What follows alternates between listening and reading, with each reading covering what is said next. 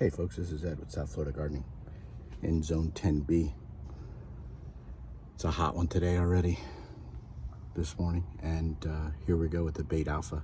This Beit Alpha is exactly the one I'm going to show you on the outside, and look how healthy this thing is. I let a sucker go. It's booming and already creating cucumbers. There's about 10 to 12 cucumbers on here. Some will. The Beit Alpha, not all of them always pollinate because they're self-pollinating. But look at the difference in how healthy it is and how I'm getting all these blooms and not getting attacked by those little loopworms and those cabbage moths. Let me go show you the outside. Healthy, green. I can control everything in this greenhouse with it. I don't get any pollinators in here, so you have to hand pollinate. This one is a monoecious cucumber. It's growing okay, you know. I got a nice cucumber right here, but and this is Partho. You can look it up. Parthogenic or Partho. It has female and male, but it's self-pollinating. Gynoecious is just female flowers, but they need to be pollinated, which is why I have the Beit Alpha in here, because I do have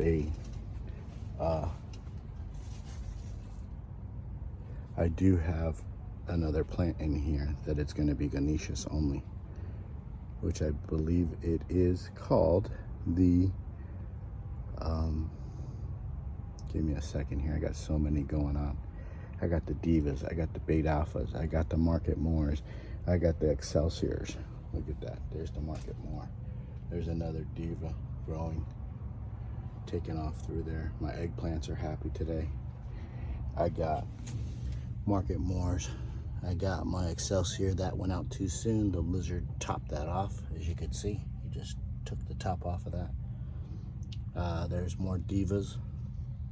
And then there's more Excelsior somewhere.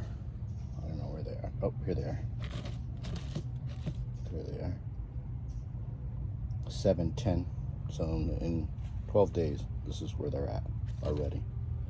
They're needing a little water. They're a little dry. Here's my little tray of water where I have all my... Oh, these are also Excelsiors. Check these out. What's the date on that? No date? But it's shortly before these guys, so it's got to be like 7, right at the beginning of July. Again, succession planting when things die. All this stuff on my leaves is cinnamon. I don't believe this is, though. These look like eggs. Something got in them, but I've already sprayed them with the my concoction that I got off of YouTube, which has worked great for my loopworms. It's these guys. So these 4 right here have just killed these loopworms, but you got to get it on contact. You can't just spray it on it and hope they eat it, because it evaporates so fast. But I don't like squishing them, so I just kill them. I let everybody else that comes, the moth that comes by there again, if something gets them. It's all natural. I believe you can spray it anytime during the day, but I spray it in the morning. Here's another. And then I always like to inspect internally too, because every now and then I get a moth that runs in here. So it's not 100% bulletproof, but I'll tell you what, look, we got snail trails. So it's not or a leaf miner. It's not 100%, but here it is this morning. You could see whatever was on here, it killed it. And that treatment, that tea tree, kills the actual eggs, suffocates them. And the peppermint soap, they don't like the smell of it, so hopefully they won't come back to it. It evaporates, you know, fairly quickly after, like anything after today, it'll be done. But the alcohol and the hydrogen peroxide, alcohol is for the spider mites and the whiteflies. I've eradicated them from here. There's probably a few here and there, but I introduced another plant from another nursery that was given to me, and it had white flies on it, or spider mites, and they got in here, but they're all gone. And I'll keep treating everything. The eggplant's growing great. We got a new one coming out.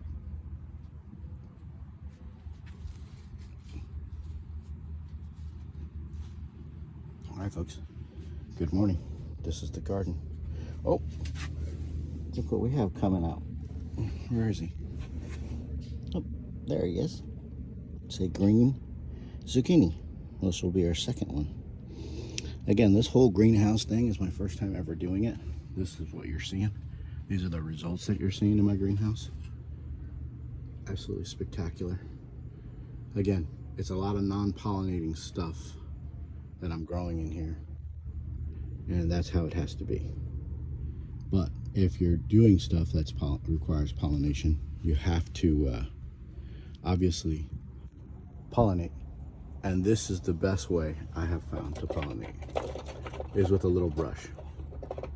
This little brush right here, dollar store. I think they get 5 in a pack for $1.25.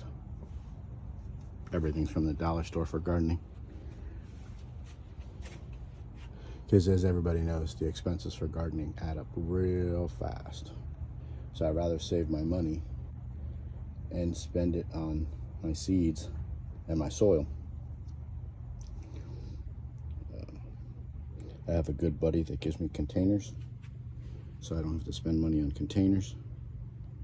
Anybody in Zone 10B in South Florida, we're in Lake Worth. If you need some containers, let me know. But there you go, guys. South Florida gardening. Everything is working. I'm just totally impressed how nice everything works in here. I would love a 10 by 10. This is an Eagle Peak greenhouse. I'd love the biggest one they'd have.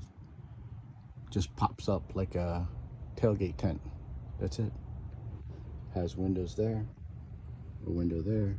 That opens up in the back. This one opens up here. Can't say enough of how great this greenhouse is. And again, it's only as good as you make the foundation. So don't get it messed up. If your foundation is bad and you have entries, excuse me, entries for pests and weeds and everything, well, you're gonna get what you get. But I do not. We laid the felt down, the green felt. We laid rocks. We laid the bricks. I secured it to timber. It's locked down. So it's pretty nice. It's not perfect, but it is working, that's for sure. Can't wait to see it in another month. That melon's gonna be ready to go in probably another month. Easy.